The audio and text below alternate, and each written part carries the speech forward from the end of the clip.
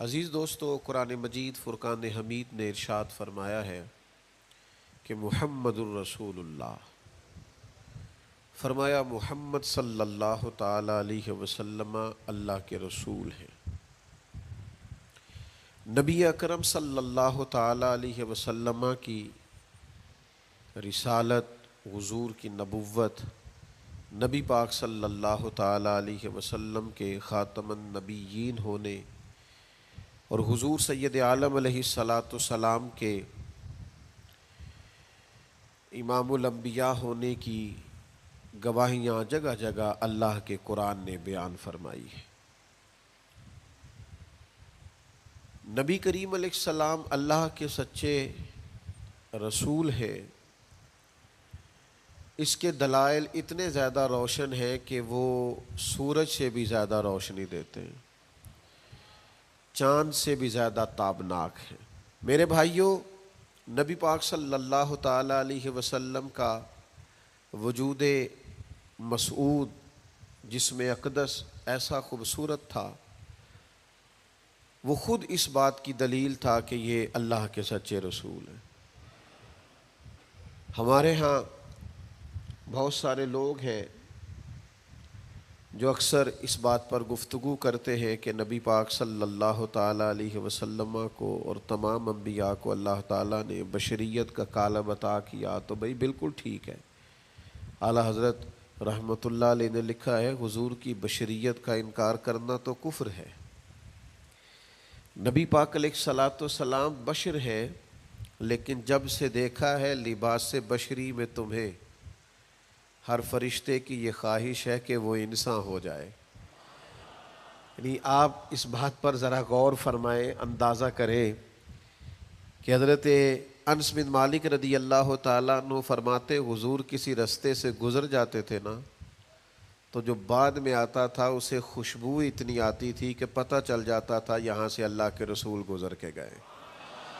حضور علیہ الصلاۃ والسلام کو جو اللہ تبارک و تعالیٰ نے حسن عطا فرمایا اور جو کمالات عطا کیے، آپ غور فرمائیں گے کہ حضور کے پسینہ مبارک سے خوشبو آیا کرتی۔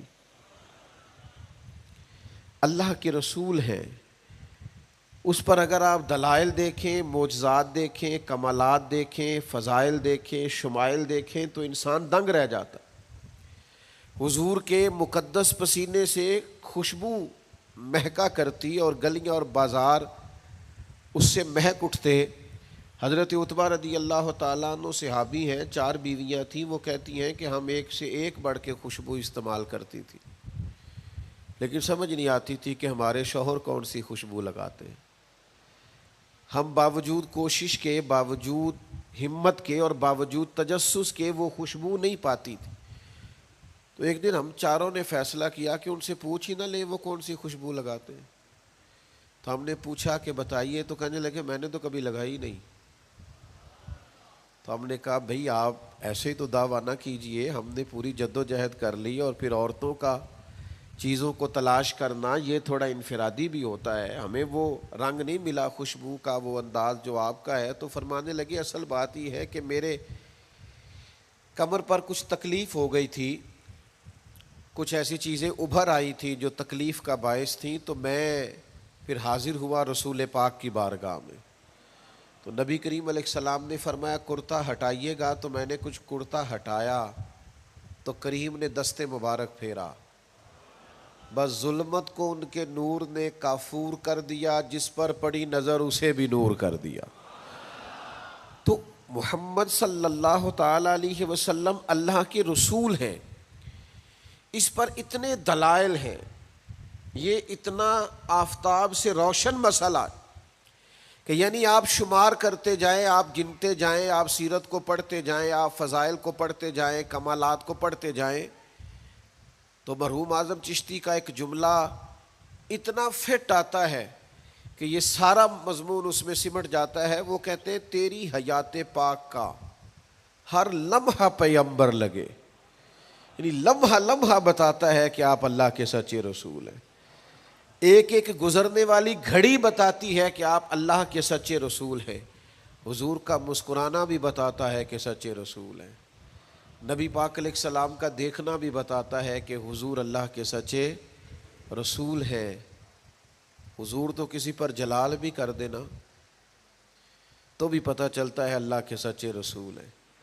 یعنی حضور علیہ الصلاۃ والسلام کھانا تناول فرمائیں یا آرام فرمائیں، آپ ذرا یہ انوکھا پن ملاحظہ فرمائیے گا، یہ انداز ذرا دیکھیے گا کہ ایک صحابی نے آ کے عرض کی یا رسول اللہ صلی اللہ تعالیٰ علیہ وسلم میری بیٹی کی شادی ہے تو خوشبو کی بڑی ضرورت ہے، تو مہربانی فرمائیں کرم نوازی کریں. عرب شریف کے اندر خوشبو بڑی مہنگی ہوتی تھی، آج بھی وہاں خوشبو بڑی مہنگی ہے اور خوشبو کا استعمال بھی بہت زیادہ ہے. تو اس صحابی نے آ کے عرض کی یا رسول اللہ صلی اللہ تعالیٰ علیہ وسلم خوشبو مل جائے میری بیٹی کی شادی ہے. تو حضور علیہ السلام نے فرمایا ایک لکڑی لے آؤ اور ایک بوتل ایک شیشی لے آؤ. وہ لے کے آئے تو محبوب نے نا لکڑی کے ساتھ اپنا پسینہ تیری حیات پاک کا ہر لمحہ پیمبر لگے، حضور نے وہ پسینہ مبارک اتار کے اس شیشی میں ڈال دیا. فرمایا جا جا کے استعمال کر، اللہ تبارک و تعالی بہترین خوشبو عطا کرے گا. حضور علیہ الصلاۃ والسلام کا سارا وجود نور.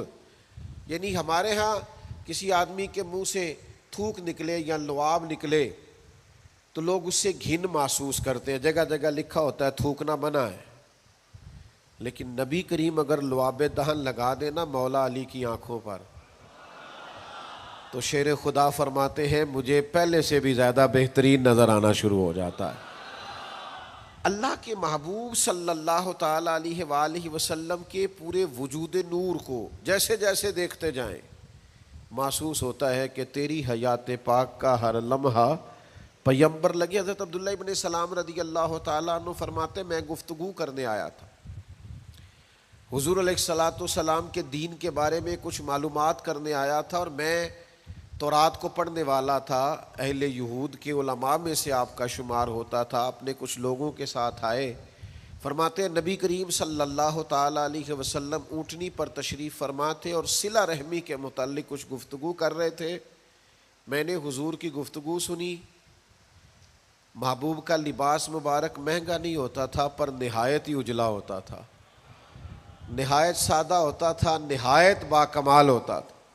فرماتے میں نے اونٹ پر بیٹھے ہوئے محبوب کے لباس کا، بات کرنے کا، نفاست کا، ہاتھ اٹھانے کا وہ انداز دیکھا، اور جھکی جھکی نظریں اور معصوم لہجہ اور گفتگو میں سلاست اور روانی اور ٹھہرے ٹھہرے جملے اور لفظوں کا وہ ایک خوبصورت ریدھم. فرماتے ہیں وہ سارے انداز میں نے دیکھے تو میں جو بات کرنے آیا تھا مجھے بھول ہی گئی. لباں تے موہراں لگیاں بولن دی جاچ ہی بھول گئی، ایتھے زباناں تائیں کھولن دی جاچ بھول گئی. فرماتے ہیں میں کوئی بات ہی نہ کر سکا. جیسے ہی محبوب کے قریب گیا میں نے فوراً عرض کیا مجھے کلمہ پڑھا دے، میں مسلمان ہونا چاہتا ہوں. یہ آج جو لوگوں کی طبیعتیں الجھ سی گئی ہیں نا، آج یہ جو بے شمار باتیں، بے شمار گفتگو، سوشل میڈیا کا بے دریغ اور بے ہنگم استعمال اور ذہن کو ہر وقت تھکائے رکھنا اور طبیعت کو ہر وقت اوور تھنکنگ کرتے کرتے اپنے آپ کو پریشان کر دینا، یہ جو ساری بے چینی ہے، یہ جو سارا اضطراب ہے، یہ جو ساری ہماری طبیعتیں الجھ سی گئی ہیں. ہر آدمی کو دوسرا دشمن نظر آتا ہے اور ہر ایک کو دوسرا اپنا مخالف دکھائی دیتا ہے، اور معاشرے کے اندر بسنے والا ہر آدمی لالچی دکھائی دیتا ہے. محسوس ہوتا ہے سارے شہرت کے لیے لگے ہوئے ہیں، سارے اقتدار کی جنگ لڑ رہے. یہ جو ہماری ساری بدگمانیاں ہیں اس کی بنیادی وجہ یہ ہے کہ ہم ادھر ادھر تو کھل کے دیکھتے ہیں، اپنے محبوب کی بارگاہ کی طرف نہیں دیکھتے. ہم جب حضور علیہ السلام کی پرکیف شخصیت کو دیکھیں گے، فضائل دیکھیں گے، کمالات دیکھیں گے، معجزات دیکھیں گے، نعت پاک کی طرف توجہ کریں گے، اخلاق عالیہ کو دیکھیں گے، حسن کردار کو دیکھیں گے. دنیا میں وہ لوگ بڑے عظیم ہوتے ہیں جو نبی پاک علیہ الصلاۃ والسلام کی محبت میں پوری طرح محو ہو جاتے ہیں. آپ یقین کریں جو دروازہ رسول تک پہنچ جاتے ہیں ان کا سفر ہی ختم ہو جاتا ہے. جو حضور کی بارگاہ تک پہنچ جاتے ہیں ان کے ذہن کی مشقت پھر ختم ہو جاتی، انہیں منزل نصیب ہو جاتی. وہ لوگ اس طرح کے ہو جاتے ہیں کہ اب زندگی میں ایک ٹھہراؤ آ گیا، اب سکون نصیب ہو گیا، اب اطمینان قلبی مل گیا، اب مقصود ہاتھ آ گیا ہے، منزل مل گئی ہے. نوجوانوں بہت زیادہ نہ الجھا کرو یار، بہت زیادہ پریشان نہ ہوا کرو. جب دل بڑا گھبرا جائے نا تو اپنے نبی پاک کی سیرت کو پڑھا کرو، حضور کے احوال شریفہ کا مطالعہ کیا کرو، ان کے حسن کی بات دیکھا کرو، جمال کی بات دیکھا کرو، کمال کی بات دیکھا کرو، محبوب کے بانٹنے کا انداز دیکھا کرو، نوازنے کا انداز دیکھا کرو، نبی پاک کا دشمنوں کو معاف کرنے کا رنگ دیکھا کرو، حضور کا عطا کر دینے کا انداز دیکھا کرو. معاشرے میں، سوسائٹی میں ہر طرف بے راہ روی ہے، سارے دشمن ہیں، لیکن محبوب تبلیغ بھی اطمینان سے کرتے ہیں، ان کو دعوت توحید بھی مطمئن ہو کے دیتے ہیں، اور جب ان کے لیے دعا کرتے ہیں تو پھر بھی پوری دل جمی کے ساتھ دعا کرتے ہیں. یہ خاص ٹھہراؤ آپ کو حضور کی بارگاہ تک جانے میں ملے گا. ہم نا رسمی سی محفل کرتے ہیں، رسمی سا میلاد، رسمی سا معراج، رسمی سی سیرت، رسمی سی باتیں. وہ جو خاص ایک کیفیت ہوتی ہے نا امتی کی پوری طرح محبوب کے قدموں سے جڑ جانا، یہ والہانہ پن کبھی ملے نا، والہانہ پن. یعنی حضرت طلحہ بن برا رضی اللہ تعالیٰ عنہ کی نبی کریم سے ملاقات ہوئی، حضور سے ملے اچانک، اور دوڑ کے جا کے نا تو نبی پاک کے قدموں سے لپٹ گئے، اور پھر لپٹے ہیں اور والہانہ انداز ہے اور وارفتگی دکھا رہے ہیں اور عشق کا مظاہرہ کر رہے ہیں، اور پھر اسی درد اور تڑپ میں عرض کرنے لگے حضور مجھے کوئی حکم کرے، میں فوراً تعمیل ارشاد کروں گا، کچھ فرما دیں. یہ والہانہ پن، یعنی کبھی آپ بڑے بے چین ہو تو کہیں یار کھولو سیرت کی کتاب، اپنے نبی کا کوئی ذکر پڑھتے ہیں، کھولو فلاں آدمی کو سنے جو حضور کے عشق کی بات کرتا ہے، آؤ کوئی نعت پاک کا نغمہ چھیڑ دے جو ہمارے دلوں کو ٹھنڈا کرے، آؤ کوئی قرب پائے حضور کے دروازہ نور کی طرف سفر کرے. ہم کہاں الجھے ہوئے ہیں، کہاں سکون تلاش کر رہے ہیں، کہاں ہم نے اپنے آپ کو الجھا دیا ہے، کن بے معنی اور بے مقصد باتوں میں ابحاث اور بحثیں کر کر کے اپنے آپ کو پریشان کیے ہوئے ہیں.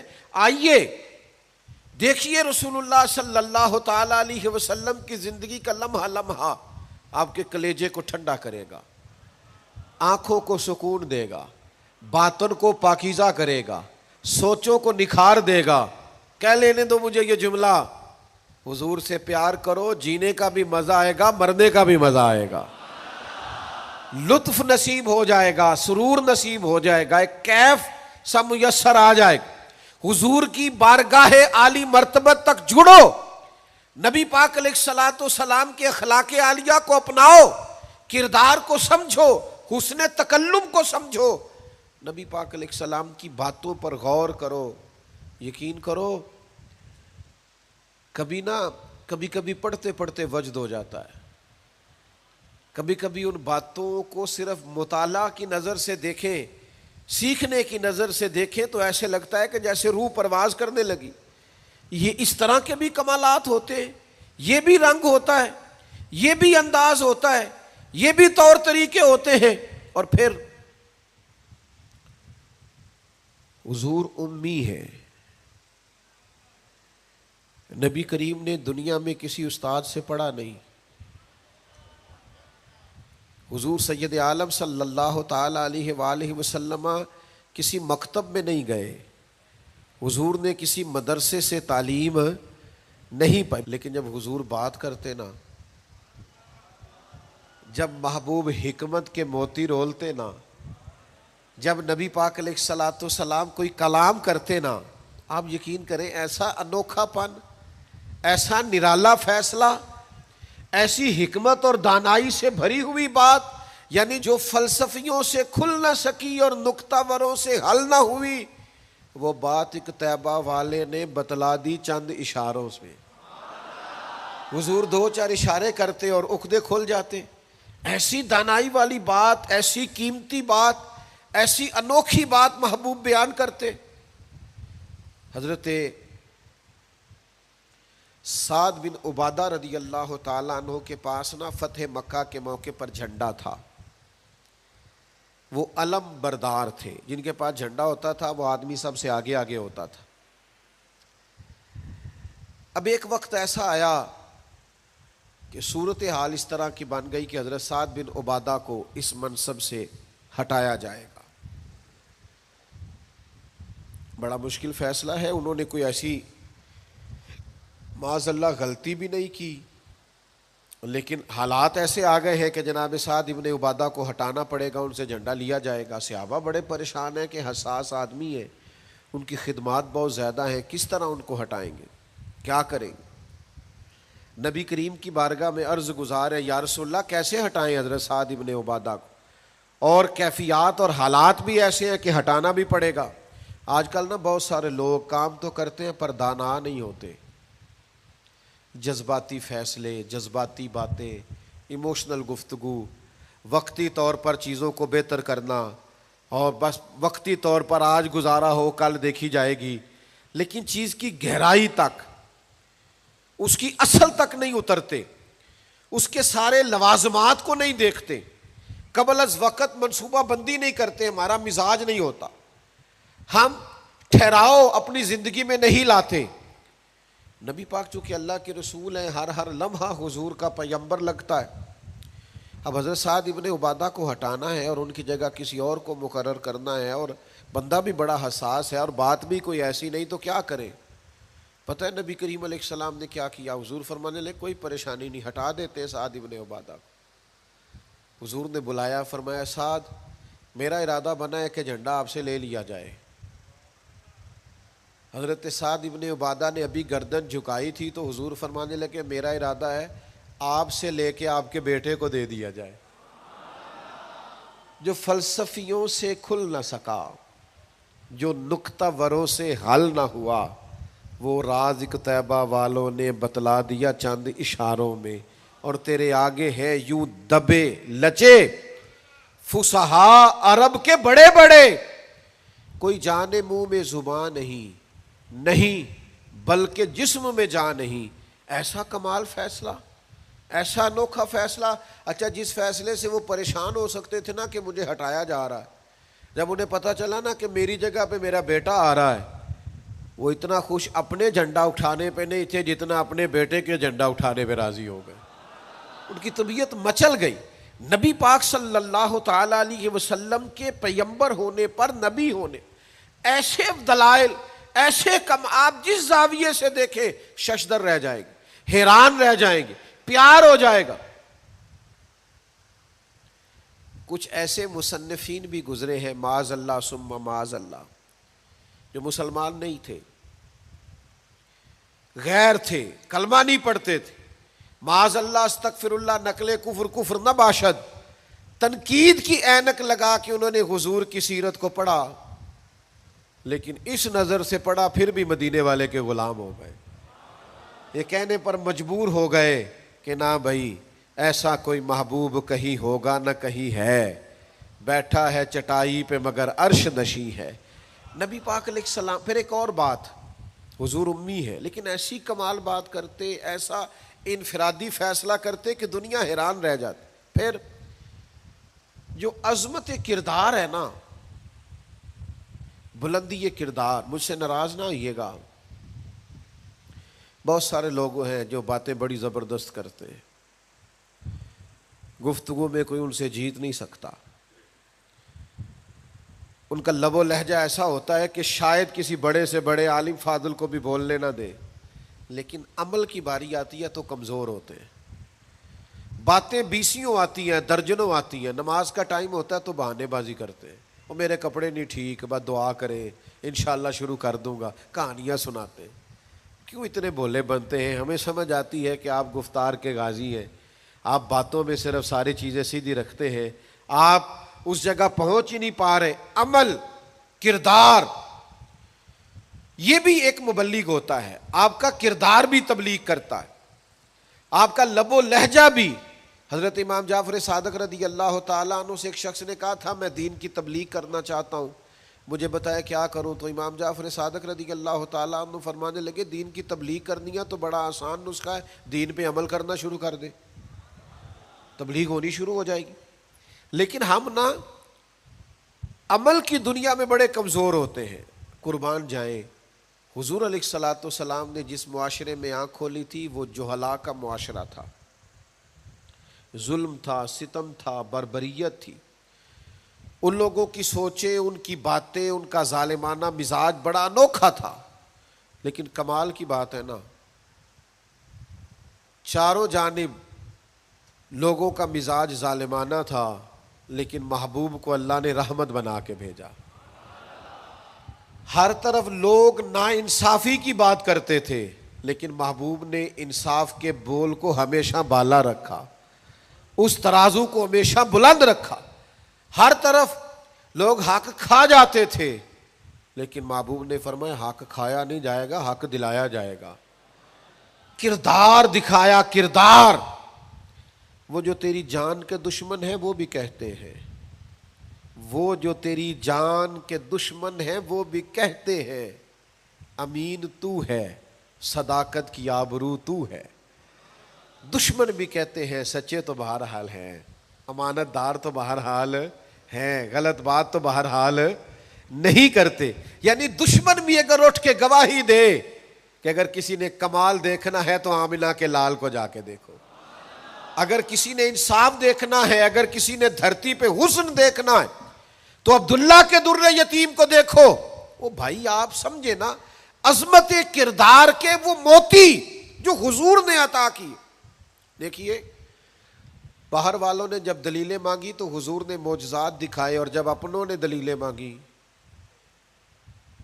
مکے والوں نے، قریش والوں نے، اپنے قبیلے والوں نے دلیل مانگی، آپ نبی ہیں تو دلیل کیا ہے؟ تو اللہ کا قرآن کہتا ہے کہ محبوب نے کہا فَقَدْ لَبِثْتُ فِيكُمْ عُمَرًا مِّن قَبْلِهِ أَفَلَا تَعْقِلُونَ، اور میں نے تمہارے بیچ عمر گزاری ہے ساری، تمہیں عقل نہیں؟ میں کوئی باہر سے نہیں آیا، میں نے 40 سال تمہارے اندر گزارے ہیں، میرے جیسا کوئی سچا ہے تو دکھاؤ، کوئی دیانتدار ہے تو دکھاؤ، کوئی پاکیزہ مزاج ہے تو دکھاؤ، کوئی اس طرح کا ستھرا ہے تو دکھاؤ، کوئی اس طرح کا مزکی ہے تو دکھاؤ۔ تمہارے بیچ میں نے وقت گزارا ہے۔ باقیوں کو نبی پاک نے معجزات بطور دلیل دیے، اور جب اپنوں نے دلیل مانگی تو حضور نے فرمایا میری سیرت دیکھ لو، میرا کردار دیکھ لو، میرے شب و روز دیکھو۔ فقط لبثت فیکم عمرا من قبل، میں نے اس سے پہلے عمر کا حصہ تمہارے بیچ گزارا ہے، افلا تعقلون، تمہیں عقل نہیں؟ دوستو تھوڑا سا نا کردار پر بھی توجہ کرنی پڑے گی، اپنے آپ کو تھوڑا سا تبدیل کرنا پڑے گا۔ میں آپ کی خدمت میں عرض کروں، دولت سے لوگوں کو جیتا نہیں جا سکتا، دولت تو لوگوں کو لالچی بنا دیتی۔ آپ کسی کو پیسے دیں، 10,000 دیں، اگلی دفعہ وہ 25 مانگے گا، تو آپ 50 دیں، اگلی دفعہ 1,00,000 مانگے گا، اس کی بھوک تو بڑھتی ہے۔ آپ عہدے کے زور پر بھی لوگوں کے محبوب نہیں بن سکتے، اس لیے کہ پھر وہ شخصیتوں سے پیار نہیں کرتے، کرسیوں سے پیار کرتے۔ آپ کرسی پہ ہے تو آپ اچھے لگتے ہیں، جب دوسرا آئے گا تو اس کو سلوٹ کر لیں گے۔ نبی پاک علیہ الصلوۃ والسلام نے فرمایا اگر تم کسی شخص کو قائل کر سکتے ہو اور اس سے محبت بڑھا سکتے ہو تو ایک ہی صورت ہے، اور وہ تمہارا حسن اخلاق ہے۔ اللہ کے محبوب صلی اللہ تعالی علیہ وسلم نے خلق کے ساتھ، کردار کے ساتھ، نبی پاک علیہ السلام نے محبت کے ساتھ، زید بن دسنہ بہت بڑے یہودیوں کے عالم تھے۔ ایک دن حضرت بلال حبشی رضی اللہ تعالیٰ عنہ سے کہنے لگے سنا ہے نبی پاک علیہ السلام کی بارگاہ میں جب بہت سارے مہمان آتے ہیں تو آپ کو کچھ قرض بھی لینا پڑتا ہے۔ جناب بلال کہنے لگے لینا پڑتا ہے، کہنے لگے مجھ سے لے لیں، میرے پاس اضافی پیسے پڑے ہیں، آپ نے دے ہی دینے۔ حضرت بلال نے لے لیے، ایک ٹائم مقرر ہو گیا، فلاں دن پیسے واپس کرنے، اپنی وعدے میں 3 دن رہتے تھے۔ نبی پاک علیہ الصلوۃ والسلام مدینہ طیبہ کے چوک میں کھڑے ہیں، ساتھ حضرت عمر فاروق رضی اللہ تعالیٰ عنہ، یہ وہاں پہنچ گئے یہودیوں کے عالم۔ آ کے کہنے لگے وہ میری رقم واپس کریں. تو حضور نے فرمایا ابھی تو وعدے میں 3 دن رہتے ہیں. تو اس نے بڑے سخت جملے کہے. آپ کی توجہ ہے میری بات پر؟ سمجھ آ رہی ہے میری باتوں کی؟ چڑھانے والے اتنے خطرناک نہیں ہوتے جتنے چڑھ جانے والے خطرناک ہوتے ہیں. اتنی جلدی کسی کی باتوں سے چڑا نہ کرے. یعنی ہر ایک کوئی دشمن بنا لیتے ہو. جس کا سٹیٹس ہی نہیں آپ کے ساتھ کھڑے ہونے کا اسے بھی دشمن بنا، اور دعا کرو کہ دشمن بھی خاندانی ہو. ہر ایک کوئی دشمن مان لیتے ہو، اسے بھی میرا اختلاف ہے، یہ بھی مجھ سے حسد کرتا ہو. چھوڑیں یار، آپ کا کوئی سٹیٹس ہی نہیں ہے، سب کے ساتھ آپ کا مقابلہ شروع ہو جاتا ہے. کہیں رکے تو صحیح. کہیں وہ جو 3 بندے وہاں کھڑے ہیں، وہ جو 4 وہاں کھڑے ہیں، وہ جو 5 وہاں کھڑے ہیں، وہ میرے خلاف باتیں کر رہے ہیں. اور یار آپ بلا وجہ پریشان ہیں، وہ کوئی اور گل پہ کر دینے تو ہڑی نہیں کر دے.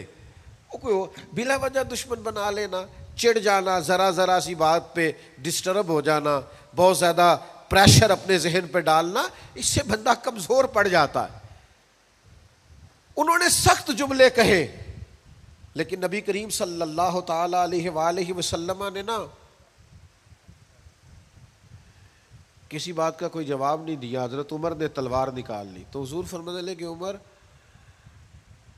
آپ نے تلوار نکال لی ہے، آپ کو چاہیے تھا انہیں کہتے مطالبہ نرمی سے کریں اور مجھے کہتے ان کی رقم واپس کریں. فرمایا چھوڑو. یہ جو وقار ہوتا ہے نا، یہ آدمی کے قد کاٹ کا پتہ دیتا ہے. یہ جو حوصلہ ہوتا ہے یہ اس کی تعلیم کا، اس کی تربیت کا، اس کے علم کا، اس کے بڑے ہونے کی خبر دیتا ہے. حضرت عمر سے حضور نے فرمایا چونکہ انہوں نے اب پہلے مطالبہ کر لیا ہے تو ہم ایسا کرتے ہیں پہلے ہی پیسے دے دیتے ہیں.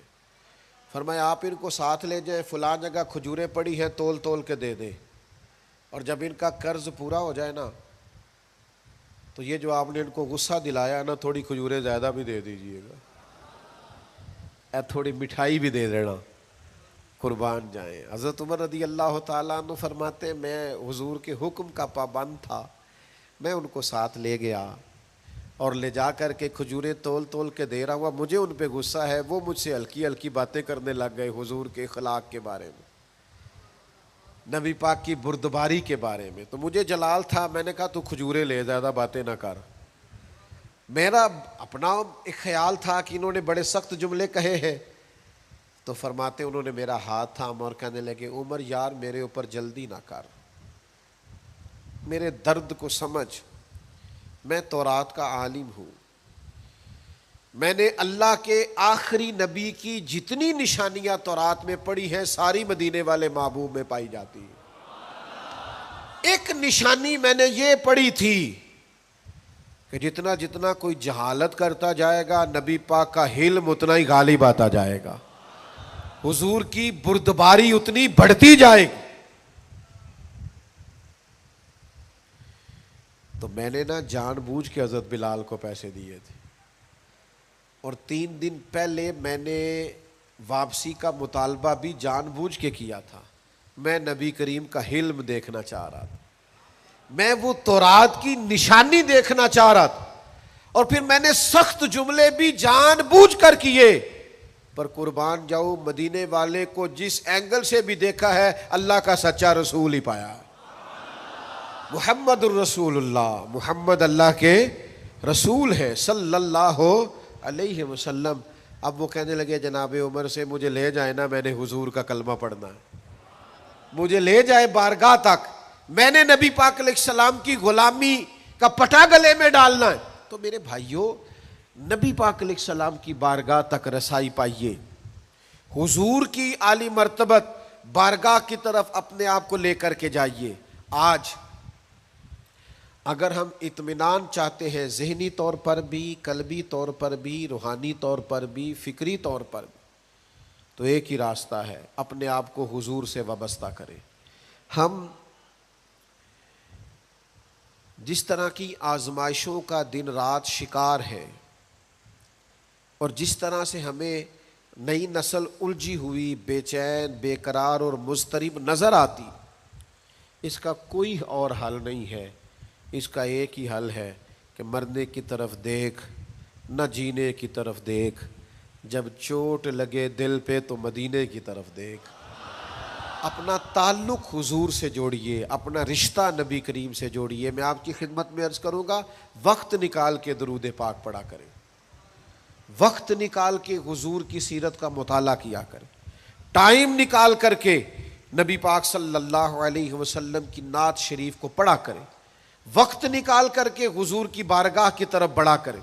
جب تک ہم یہ سارے کام نہیں کریں گے اطمینان نہیں پائیں گے، اور پھر جیسے جیسے حضور کو پڑھو گے، نبی پاک کو سنو گے، دین کی صداقت سمجھ میں آئے گی، آپ کو سمجھ لگے گی کہ آپ اس دین کے ماننے والے ہیں جو سب دینوں پر غالب بھی ہے، سب سے سچا بھی ہے، سب سے کھرا بھی ہے، اور سب سے زیادہ نکھرا ہوا بھی ہے۔